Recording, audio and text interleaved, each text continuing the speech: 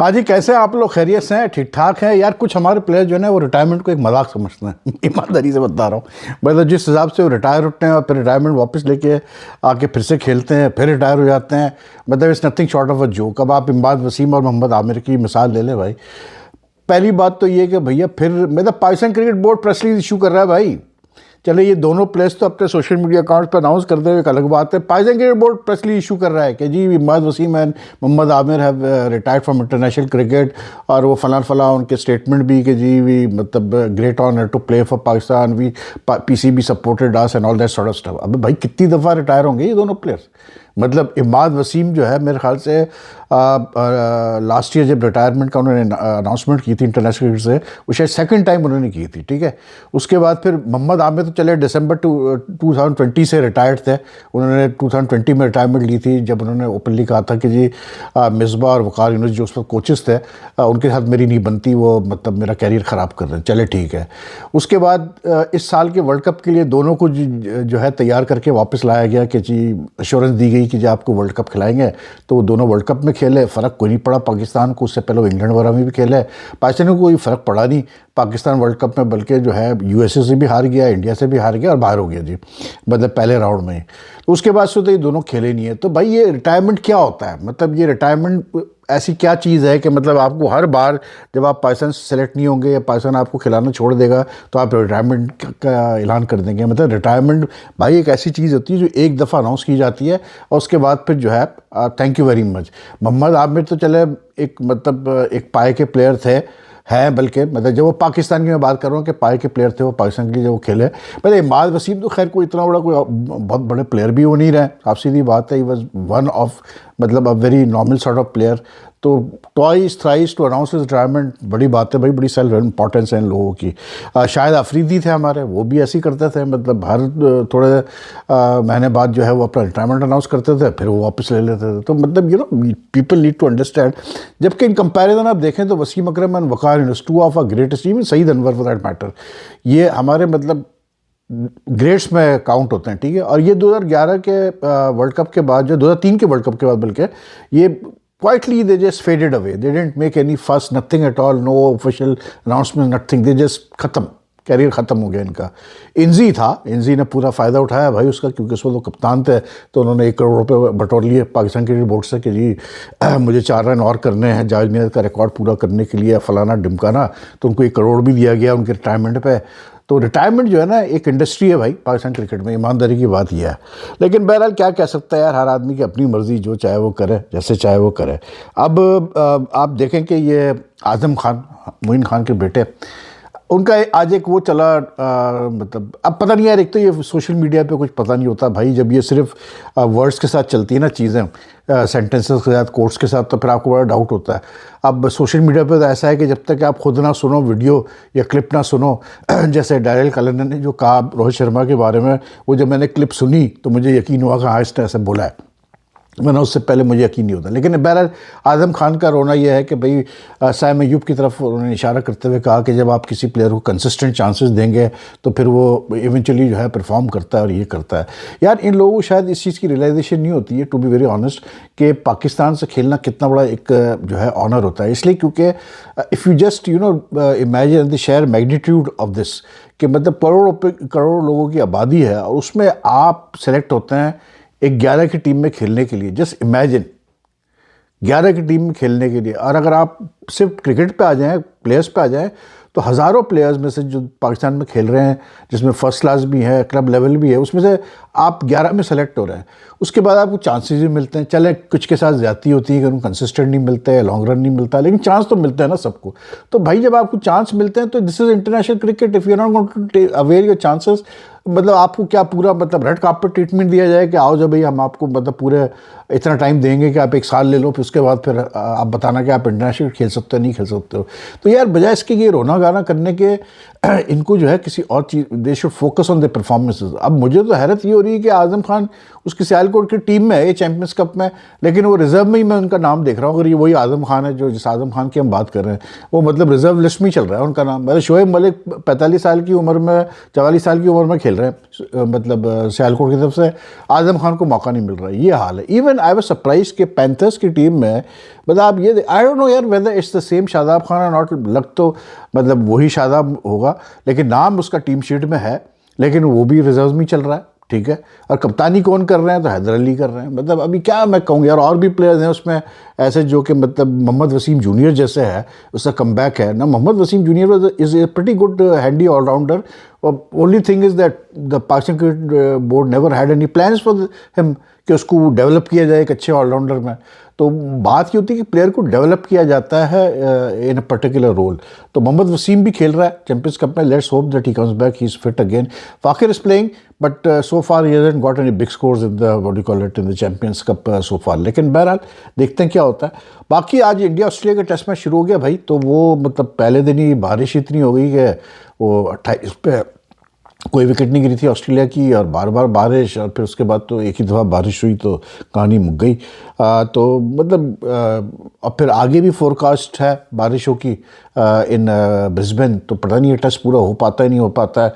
तो it would B मतलब कैसे बोलते हैं, it would be very rare अगर ये टेस्ट मैच ड्रॉ हो जाए बारिश की वजह से, क्योंकि आजकल तो टेस्ट मैचेस 4-4 दिन में ख़त्म होते हैं और ड्रॉ भी नहीं होता है, ड्रॉ का तो बहुत कम होते हैं। तो बहरहाल Rohit won the toss and he decided to bowl first, because मतलब कंडीशंस ऐसी थी कि थोड़ा ग्रीन टिंज ऑफ ग्रीन था पिच के ऊपर, और प्लस जो है ओवरकास्ट कंडीशन भी थी, बारिश हुई थी।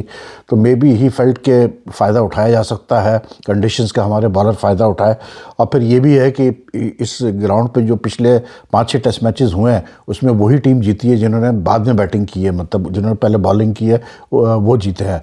तो अनफॉर्चुनेटली ना बुमराह ना सिराज, आकाश को तो शायद मेरे से एक ही ओवर मिला। अब they couldn't you know like वो पेनिट्रेशन नहीं थी बॉलिंग में जो होनी चाहिए थी, too much back of length bowling हो रही थी। और मतलब जिस तरह बॉलिंग करनी चाहिए थी बॉल को थोड़ा सा मतलब इन कंडीशन में कि वो बॉल थोड़ी सी सीम करें, वो ये कर नहीं पा रहे थे। Even Bumrah was looking like you know like he was not, मुझे उसका एक जो मोमेंटम आपको नज़र आता है ना जब अच्छे फ्लो में होता है, वो चीज़ नज़र नहीं आती। सिराज फिर से अपना वही पीछे पीछे करना शुरू उसने कर दिया। तो they were very unimpressive the Indian bowlers. But जो मेरे लिए जो कंसर्न का जो सबसे बड़ा वो है कि जो बॉडी लैंग्वेज है इस इंडियन टीम की, वो ठीक नहीं लगी मुझे भाई आज। ईमानदारी की बात अगर आप मुझसे पूछे तो मुझे, क्योंकि जब एक टीम जो टीम एक जिस टीम में एक हंगर होता है ना जीतने का, और जो कॉन्फिडेंट होती है अपने बारे में कि जी हम चित कर देंगे सामने वाले को, उसकी ज़रा बॉडी लैंग्वेज डिफरेंट होती है। रोहित भी मुझे थोड़ा काफ़ी मतलब परेशान लग रहा था। And I you know India has to change its approach now, इस बॉडी लैंग्वेज द वे, अगर कोई इनके सर पे प्रेशर है या कोई प्रेशर आ गया है या आउटसाइड वॉइसेस सुन के, तो फिर I think they need to get rid of that and they need to play naturally the natural game and play, मतलब खुल के खेले तो अच्छी टीम है, जीत भी सकती है। लेकिन थोड़ा सा मुझे इसमें बॉडी लैंग्वेज इनकी सही ठीक लग नहीं रही। Australia on the other hand, अब ये मैक्स स्विनी की आप मिसाल ले लें, उस्मान ख्वाजा की मिसाल ले लें, ये स्ट्रगल कर रहे थे, ठीक है, but today they were looking very different, even in conditions where they should have been troubled by the bowlers, but they were looking pretty solid and confident। और आकाश का एक ओवर था जिसमें थोड़ा सा आपको लगा जैसे बॉल सीम कर रही है, लेकिन वही वाली बात कि पेस इतनी कम है 132 133 के you know like Australian pitches में फिर बैट्समैन को मौका मिल जाता है, अगर वो मतलब पिक भी नहीं कर पाता है स्विंग को, सीम को, तो लेंथ को वो कवर कर लेता है अगर पेस कम हो तो बात वही है कि थोड़ा सा मैक्स स्विनी अब जैसे सिर्फ सेकंड टेस्ट खेल रहा है, अगर आप इतने ओवर करा, ज़्यादा ओवर तो नहीं हुआ है लेकिन जो भी मतलब ओवर हुए 10-12 ओवर हुए उसमें लाइक यू नो कम से कम 1-2 विकेटें आनी चाहिए थी इंडिया को, वो आई नहीं, तो that's not a good sign at all for India. So let's see what they do in on the second day, अगर मतलब वेदर परमिटिंग पूरा प्रॉपर मैच हो जाए। लेकिन टॉस जीता है रोहित ने, अब मेरे हिसाब से तो सही फैसला किया उसने बॉलिंग करने का, क्योंकि यही एक पीरियड होते हैं जब आप पूरा फ़ायदा उठाते हैं। मतलब इससे भंड हुआ था रोहित शर्मा से against New Zealand in the first test कि जहाँ उसको मतलब बॉलिंग करनी चाहिए थी वहाँ उसने बैटिंग की, और वो एक पीरियड था जब 42 पे इंडिया बाहर हो गई थी, 42 या 46 पे, और उसके बाद से पूरी सीरीज़ जो है उनके लिए ख़राब गई। इन कॉन्ट्रास्ट ना अब अगर आप न्यूजीलैंड को देखें तो आज भी जो तीसरा टेस्ट स्टार्ट हुआ इंग्लैंड के खिलाफ, तो इंग्लैंड की बॉडी लैंग्वेज ही डिफरेंट है भाई, पूरा वो डोमिनेट कर रहे हैं न्यूजीलैंड को। मतलब वो बिल्कुल ऐसा है कि हम दादा हैं, तुम हमारे आगे लगे हो, ये वाला मैं बात कर रहा हूँ बॉडी लैंग्वेज की। तो न्यूजीलैंड लाइक स्कोर 300 समथिंग, 306 और समथिंग फॉर 9। और सैंडनर बड़ा खेला भाई, एंड में 50 कर गया, बहुत अच्छी। लेकिन what I liked about the England thing was that they have this plan for, अच्छा मुझे पता है लोग कहेंगे यार वेद भाई आप तो इंग्लैंड के बड़े बड़े फैन हैं। I am a fan of the way they are playing test cricket, मतलब आज मैं देख रहा था कितना एक प्रिसाइज प्लानिंग थी, फील्ड प्लेसिंग थी। जब डैरिल मिचेल आया बैटिंग करने के लिए, उसने ड्राइव खिलाया, मतलब भाई बेन स्टोक्स ने फील्ड उसने ऐसी ली हुई थी और उसने गस एटकिंसन को बोला कि तुम इसको ड्राइव खिलाओ, और उसने शुरू में आगे 2 चौके बड़े खूबसूरत लगाए, because is a very good driver of the ball on the back foot and front foot. लेकिन इवेंचुअली जो आउट हुआ ना, वो भी ड्राइव पे ही आउट हुआ। वो पहले उसको चांस, थोड़ा सा बॉल आगे गिरी थी शोएब उसके बशीर के ऑन शॉर्ट स्पेलिंग, लेकिन जो मेन चीज़ थी ना कि वो फिर ड्राइव पे उसने सीधा एक्स्ट्रा कवर पे बेन स्टोक्स के हाथ में बॉल दे दी। फिर जब वो बैटिंग करना है, फिलिप्स करना है, तो उसने एकदम फील्ड चेंज की और शॉर्ट कैसे बोलते हैं कवर्स लेना शुरू कर दिया और मिड विकेट लेना शुरू कर दिया। That is what makes cricket exciting, कि अगर आप चेंज करते हैं अपना मतलब field placing, you think about how to get batsman out. New Zealand had a very good start, 105 का स्टार्ट था। यंग का और उसका कॉनवे को उन्होंने नहीं खिलाया आज, यंग और उसने अच्छा स्टार्ट दिया, लेथम ने 105 का, नहीं उसके बाद तो फिर विकेटें गिरती गई।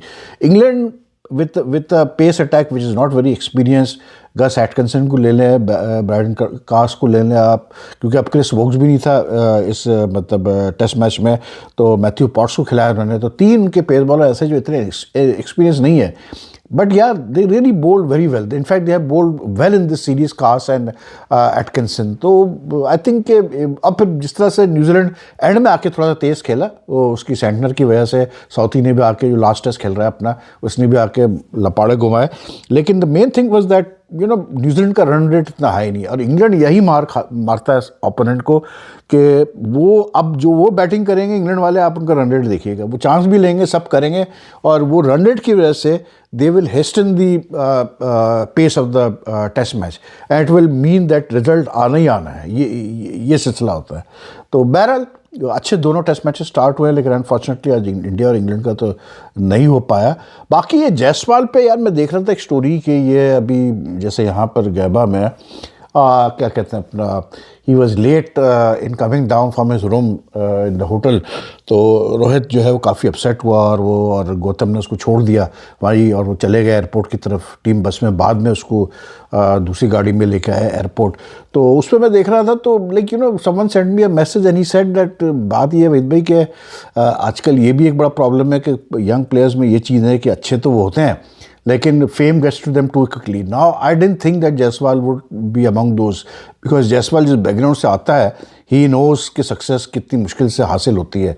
लेकिन उस बंदे ने मुझे फिर कहा, उसने कहा कि यार ये इंसिडेंट पहले भी हो चुका है जायसवाल के साथ। इसने एक रणजी ट्रॉफी के मैच में इसी तरह एक प्लेयर के साथ फजूल में तू तड़ाक कर रहा था, तो इसको रहाने ने फिर जो है फील्ड से बाहर भेज दिया था because of that, so this is not the first time that he is done something like that.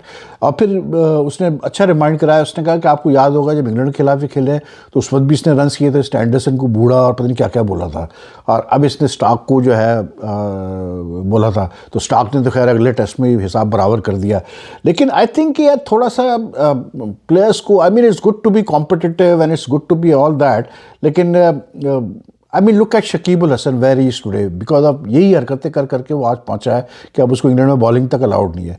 लेकिन मतलब Jaiswal he is a fantastic talent, and I have no doubt कि ये बंदा बहुत रन्स करेगा।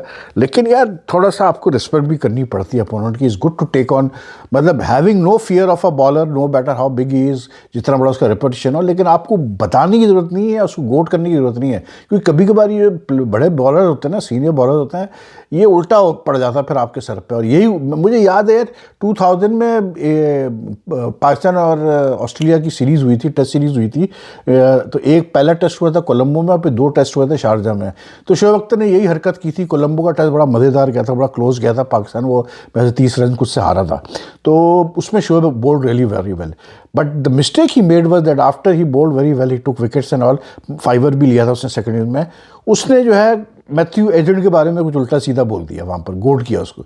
न तो यह निकला कि एडन साहब ने अगले 2 टेस्ट में वो सुताई लगाई है पाकिस्तान की कि शोएब अख्तर के, शोएब अख्तर तो खैर सेकंड टेस्ट से भाग गए थे क्योंकि वो अनफिट वगैरह हो गए थे, लेकिन जो है वो शारजा की हिट को देखकर और पिच को देखकर, लेकिन मैथ्यू हेड ने पूरा फिर काम उतार दिया पाकिस्तान का। तो कभी कभार ये बड़े प्लेयर्स को ना छेड़ना बेहतर होता है, आप अपना काम करो बस, that's very good for you.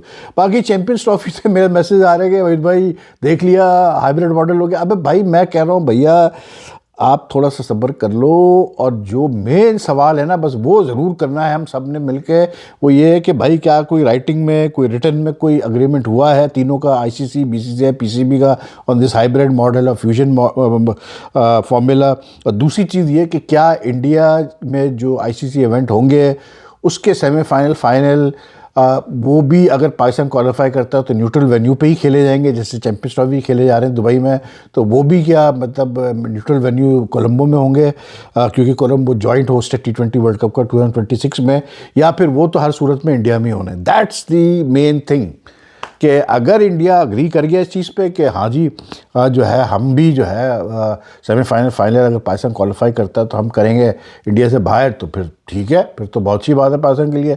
अगर ऐसा नहीं है तो फिर कुछ भी नहीं हासिल किया पाकिस्तान ने, सिंपल एज दैट।